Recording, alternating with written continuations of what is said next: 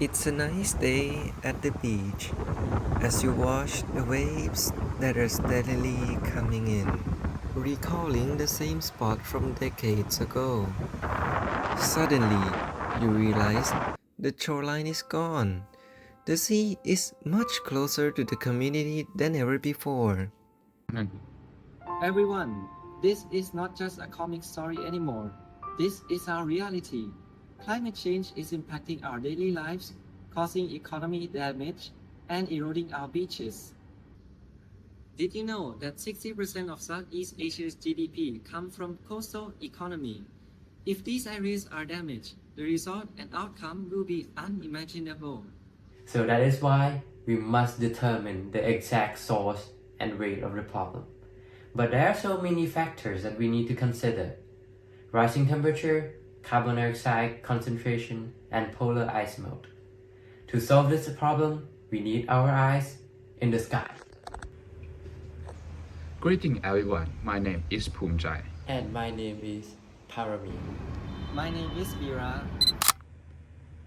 We are team CANSEE SEACOAST. Our project SG EcoSat consists of the following mission.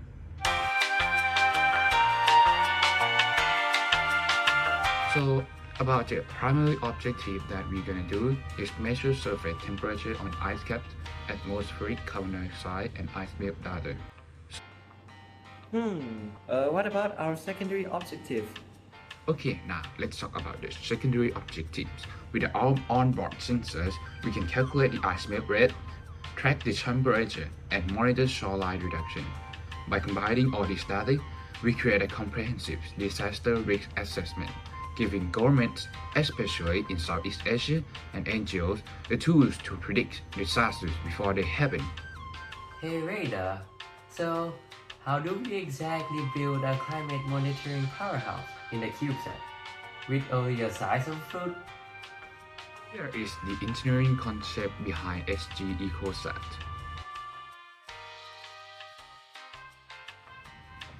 The first key element of our satellite engineering is its orbit.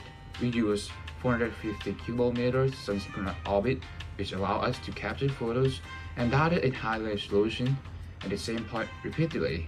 This makes SG EcoSat orbit around the Earth 15 times per day. Let's get into our components. Our CubeSat is the size of 3U, and we divide them by two parts, payload and bus. Payload is what we use to complete our main mission. In this case, to capture photos, we will use Dragonfly Aerospace Mantis imager. This allows us to capture the Earth's surface at 16 meters resolution, which will look something like this. Sharp enough to track shoreline change. Wow! But we will only take photos? Is that it?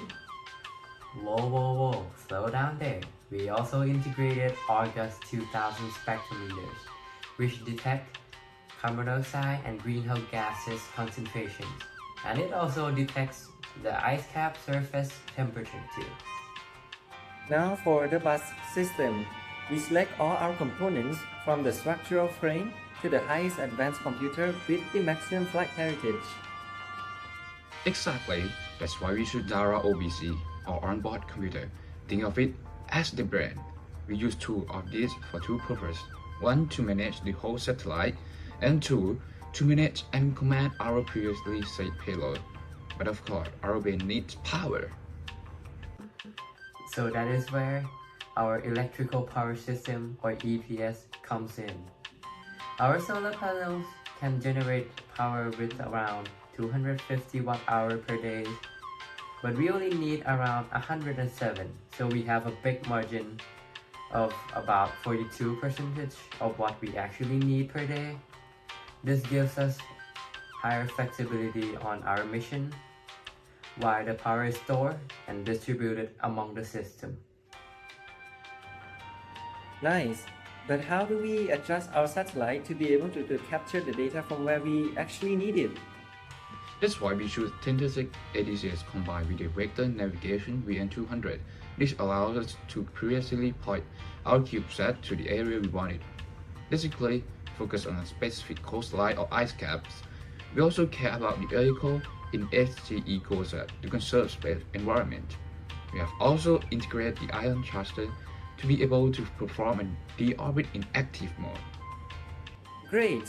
Now, of course, we need to have a way to communicate with our satellite. To do that, we chose the S-band transceiver, and also along with that is the antenna. The problem here is that this module can only accompany up to 125 kilobit per second. Oh boy, that's like using telephone modem. We actually have 10,000 photos with downlink. Oh yes, but do not worry about that, because we'll use another system to downlink all the photos and the data, which is the X-band transceiver. Now this module can downlink a speed of up to 150 megabit per second. That's like 150 photos per minute. And we have calculated our link margin to be of up to 13.8 decibel, which gives us a lot of flexibility in our operation. Great! So we've got all the tools we needed. But how can our CubeSat save the coast and our world? It's all about eco. Not just ecological, but also economical. According to the prediction, if global warming are still untreated, Southeast Asia region could suffer up to and more than $300 million per year in economical value. During 3 to 5 years of our operation, we can provide affordable, additional dedicated, essential data to the coordinating body on the seas of East Asia, or COBC. Unlike conventional satellite that could cost up to $400 million for operation per year, our CubeSat would cost only $1.2 million, or that's around 2,100 million Indonesian rupee, to provide the cost-effective data to the Southeast Asia region and save us from the sea level rise. Additionally, with our onboard propulsion, we can actively deorbit our satellite, ensuring a clean space environment after our time has come. Finally, we invite the Indonesia Aerospace Hakathon to save our planet, our region, and our coastal area. Thank you.